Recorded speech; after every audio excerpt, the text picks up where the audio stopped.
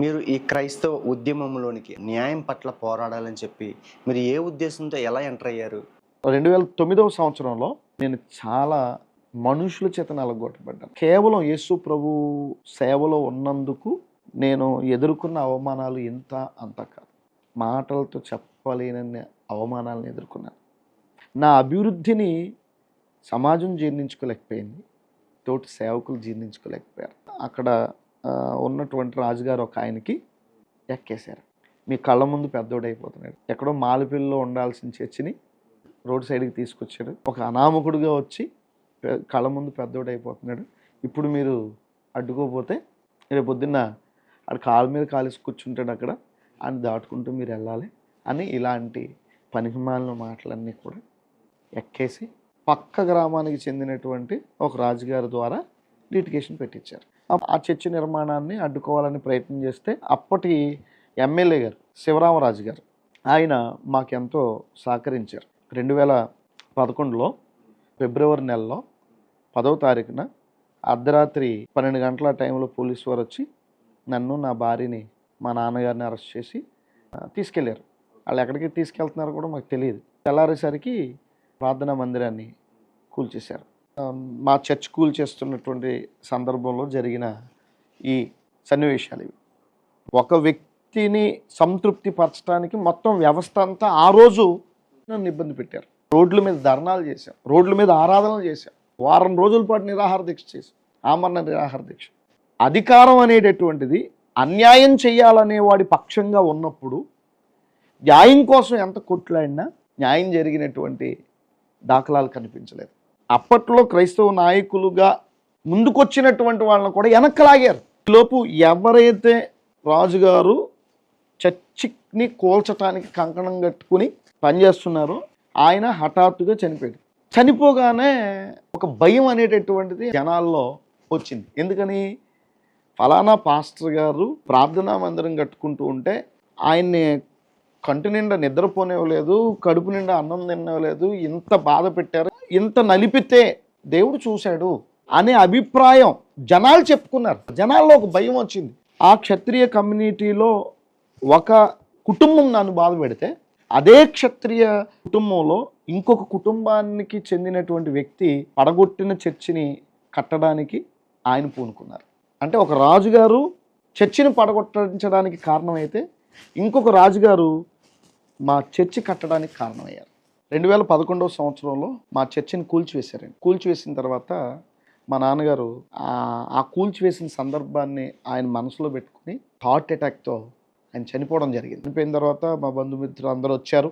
సంఘ పిల్లలు అందరి సమక్షంలో అంగరంగ వైభవంగా ఏలూరుపాడులో శ్మశాన వాటికి తీసుకుని వెళ్ళాం. అక్కడ రాజశేఖర్ గారని ఒక పాస్టర్ గారు ఫలానా శ్మశాన వాటికలో మనం పాతి పెట్టుకోవచ్చు, నేను చూపిస్తాను రండి అని చెప్పి మా వాళ్ళని తీసుకెళ్ళి స్థలం చూపించారు. చూపిస్తే అక్కడ పాతి పెట్టాం.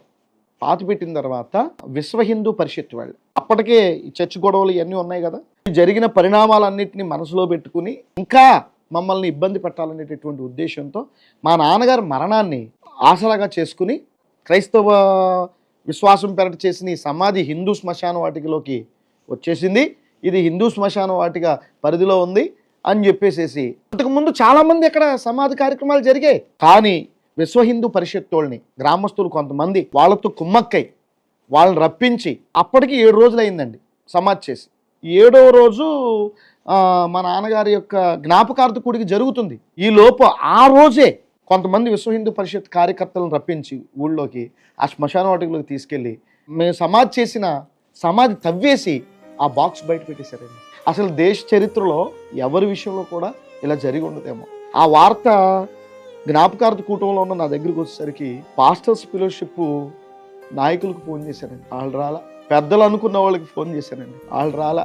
వాళ్ళు ఎలా చూశారంటే వీడంటేనే వివాదాలు అన్నట్టుగా చూశారు. పంచాయతీకి పిలిచారండి నన్ను.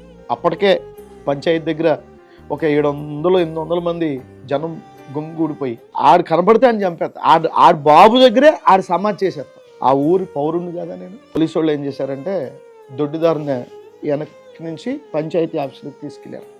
అప్పటికే మొత్తం రెవెన్యూ డిపార్ట్మెంట్ వచ్చింది, పోలీస్ డిపార్ట్మెంట్ దగ్గర ఒక 20 మంది పోలీసులు, 2 SIలు, అలాగే CA వచ్చారు. అందరి సమక్షంలో విశ్వ హిందూ కార్యకర్తలు ఉన్నారండి. నేను ఒక్కడనే, నాతో పాటు వచ్చిన మా సంఘ బిడ్డ ఒక ఆయన నన్ను ప్రశ్నల మీద ప్రశ్నలు వేస్తున్నారు. సార్, మా పాస్టర్ గారు ఒక ఆయన చెప్పడాన్ని బట్టి అక్కడ ఆల్రెడీ కొన్ని సమాధులు ఉన్నాయి, ఆ సమాధుల్లో ఒక సమాధిగా చేయటం జరిగింది, ఇందులో మత విద్వేషాలు రెచ్చగొట్టాలి, ఏదో చేయాలనేటటువంటి ఉద్దేశంతో జరిగింది కాదు. ఒకవేళ మీరు మీ శ్మశాన పరిధిలో ఉంది అని మీరు చెప్తున్నారు కాబట్టి మీకు వద్దు అంటే తీసేస్తాను. నాకు ఒక 3 నెలలు గడువు. ఇప్పుడు వర్షాలు, ఆల్రెడీ మాకు సమాధుల తోట ఉంది, అయితే అది నీళ్లతో నిండిపోవడాన్ని బట్టి ఆ పాస్టర్ గారు చెప్పినటువంటి కారణాన్ని బట్టి తీసుకొచ్చి ఇక్కడ మేము పాతి పెట్టడం జరిగింది, అందరికీ తెలిసినట్టే పాతి పెట్టాం అని చెప్పాను. యాక్సెప్ట్ చేయలేదు. ఇక్కడ ఇంకొక విషయం ఏంటంటే, మా నాన్నగారిని నేను కొట్టి చంపేసి అర్ధరాత్రి తీసుకెళ్ళి మా నాన్నగారిని పూడ్చిపెట్టినట్టు మీరు ఆ బాడీని పోస్ట్ మాస్టర్కి పంపించాలని చెప్పేసి కేసు పెట్టారండి నా మీద. గ్రామస్తులతో కేసు పెట్టించారు.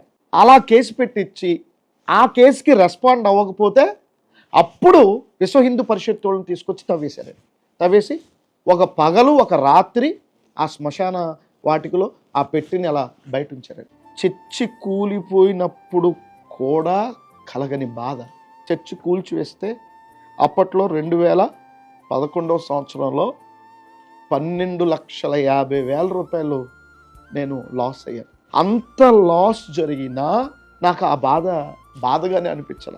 కానీ నా తండ్రిని ఎంతో గౌరవప్రదంగా పాతిపెట్టుకున్న ఆ గౌరవప్రదమైన సమాధి కార్యక్రమానికి కూడా మతం నా మీద పగబట్టి, కులం నా మీద పగబట్టి బయటపడేశారు. బయటపెట్టి నన్ను బ్లాక్మెయిల్ చేస్తున్నారు. నువ్వు తీసుకెళ్ళిపో అక్కడి నుంచి.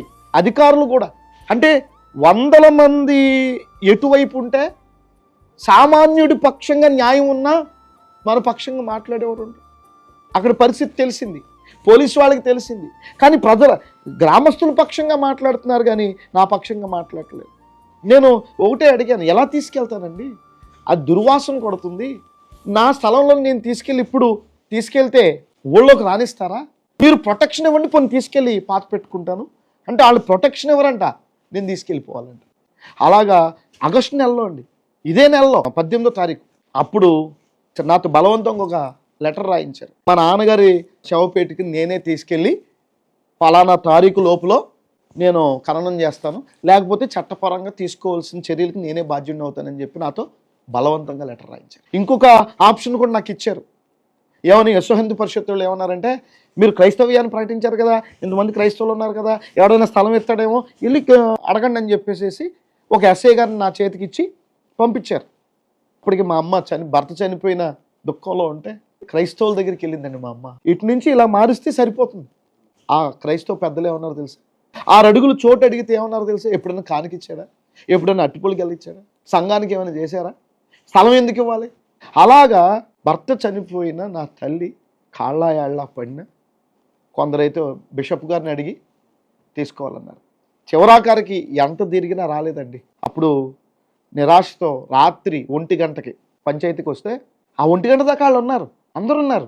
ఆ 1 గంట సమయంలో ఏమైందని అంటే, ఇవ్వలేదంటే అప్పుడు వాళ్ళు ఏమన్నారు తెలుసా అండి? విశ్వ హిందూ పరిషత్తులు, పాస్టర్ గారు మీరు మీ నాన్న కలిసి 16 సంవత్సరాల నుంచి హిందువుల్ని క్రైస్తవులుగా మార్చేశారు. ఏ క్రైస్తవ్యాన్ని అయితే మీరు మీ నాన్న ప్రకటించారో ఆ క్రైస్తవులు ఈరోజు 6 అడుగులు జాగా మీ నాన్నకి ఇవ్వలేదు. మీరు హిందుత్వాన్ని స్వీకరించండి, అంగరంగ వైభవంగా మా సొంత ఖర్చులతో మేము మీ నాన్నకి దహన సంస్కారాలు చేస్తాం. నాకేమనిపించింది తెలుస్తుంది బ్రదర్? పాస్టర్లు నాయకులు పిలిస్తే రాలా, ఏ పాస్టర్ గారు నా పక్కన నిలవాల, నేను ఒక్కడిని అయిపోయాను, ఎవరు నా పక్షంగా లేరు. కనీసం నాన్న బాడీ ఎక్కడో చోట ఏదోలాగా ఉంటే సరిపోతుంది కదా. ఆయన ఎలాగో దేవుని సన్నిధికి వెళ్ళిపోయారు, బాడీ ఎక్కడుంటే ఏమైంది? వాళ్ళకి అప్పచెప్పేస్తే బాగుంటుంది అనిపించింది. ఆ మానసిక సంఘర్షణ లోపల అలా అనిపించింది. అయినా మరలా బయటకు వచ్చిన తర్వాత ఈ చిత్రం ఏంటంటే, ఆ ఊళ్ళో ఒక రాజుగారు, అరే ఆయన సేవకుడురా, సేవకుడికి 6 అడుగులు చోటు ఇవ్వడానికి ఏంటి? మీకు స్థలం సరిపోదంటారా? ఆ పక్కన నాకు 12 సెంట్లు స్థలం ఉంది, సెంట్లు కూడా తీసుకోండి, ఆయనకి 6 అడుగులు చోటు ఇవ్వండి. అప్పుడు నాన్నగారిని ఖననం చేసుకోవడానికి, సమాధి చేసుకోవడానికి చోటు ఇచ్చారు. క్రైస్తవ్యాన్ని ప్రకటించి క్రైస్తవ ప్రేమను పొందలేక. అలాగే ఒక ముస్లిం సమాజంలో నుండి వచ్చినటువంటి వ్యక్తిగా ఉండి మా సొసైటీ ప్రేమను పొందలేక, ఇటు క్రైస్తవుల ప్రేమ లేదు, ఇటు అయిన వారి ప్రేమ, అందరి ప్రేమను పోగొట్టుకుని కేవలం ప్రభు పక్షంగా అంత ఒత్తిడిలో కూడా నిలబడితే ఈరోజు దేవుడు చేయి విడిచిపెట్టలేదు, ఉన్నతంగా పైకెత్తాడు. అయిన వాళ్ళు, ఆత్మీయులు అనబడిన వారు ఆదరించకపోయినా అన్యుల్లో నుండి దేవుడు ఆ ప్రేమను చూపించి, ఒకసారి మందిరాన్ని కొలిస్తే రాజుగారు మందిరానికి స్థలం ఇచ్చారు. ఒకసారి నాన్నగారు చనిపోతే రాజుగారు నాన్నగారి భౌతిక కాయానికి స్థలం ఇచ్చేలాగా చేశారు. రాజుల్లో ఇలాంటి ఆదరించేవాళ్ళు, ప్రేమించేవాళ్ళు, మనసున్న మహారాజులు ఉన్నారు. అలాంటి వారికి 2 చేతులు జోడించి నేను నమస్కారం చేస్తాను. ప్రేమించే క్రైస్తవ్యం ఉంది, కానీ అక్కరలో అండగా నిలిచే క్రైస్తవ్యం ప్రస్తుతం లేదు. అది నా జీవితంలో నేను చూశాను. చాలామంది ఫీల్ అవుతుంది కూడా అదే. ఈ తీరు మారాలి. ఎవరికి ఆపదున్నా వెంటనే వెళ్ళి సహకరించి వాళ్ళ పక్షంగా నిలబడి వాళ్ళని ధైర్యపరచగలిగితే అదే కదా యేసు ప్రభు చూపించిన నిజమైన ప్రేమ. అలా ఉండాలని నేను ఆశపడుతున్నాను.